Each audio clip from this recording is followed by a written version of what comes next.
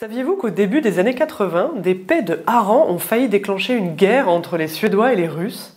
En effet, la fréquence des pets de harengs est bizarrement similaire aux hélices des sous-marins ennemis.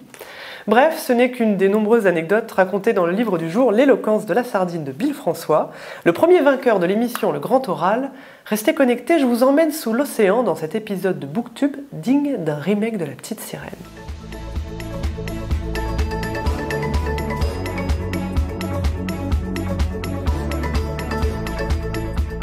Sur la couverture de ce livre, on voit juste une simple sardine. Bon, on a vu plus sexy, c'est sûr, mais c'est ce poisson qui va devenir le fil rouge du livre. Un peu comme une certaine musique de Patrick Sébastien. J'arrive pas, attends, je vais pas assumer cette vanne. Enfin, l'auteur Bill François découvre donc une sardine perdue au bord de l'océan Atlantique. Il a très peur de l'eau, il est fasciné par ce petit animal argenté, mais il n'est pas trop envie d'y aller, quoi. Et c'est cette sardine qui va être à l'origine de sa passion pour les êtres marins, qui ne va plus le quitter, et donc être en quelque sorte à l'origine de ce livre, L'éloquence de la sardine, nominé au prix du livre scientifique pour Le goût des sciences.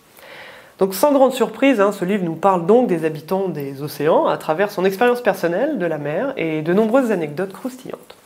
Par exemple, savez-vous pourquoi les anguilles qui naissent sur la côte est des États-Unis migrent vers l'Europe où elles remontent les rivières avant de retraverser de nouveau l'océan Atlantique pour pondre leurs œufs? Attends, j'ai dit l'océan, c'est pas terrible. J'ai dit l'océan Atlantique. Savez-vous pourquoi les anguilles qui naissent sur la côte est des États-Unis migrent vers l'Europe où elles remontent les rivières avant de retraverser l'Atlantique pour y pondre leurs œufs? Allez, je me la joue animatrice. Réponse A, pour fuir un prédateur. Réponse B, c'est une vieille habitude. Réponse C, les rivières européennes sont trop polluées. Ou réponse D, une fois l'Europe visitée, les anguilles sont nostalgiques des US et retournent chiller sur le sable fin de Floride. Bon, on va pas faire durer le suspense trop longtemps. La bonne réponse, c'est la B. Et oui, c'est une très vieille habitude en fait.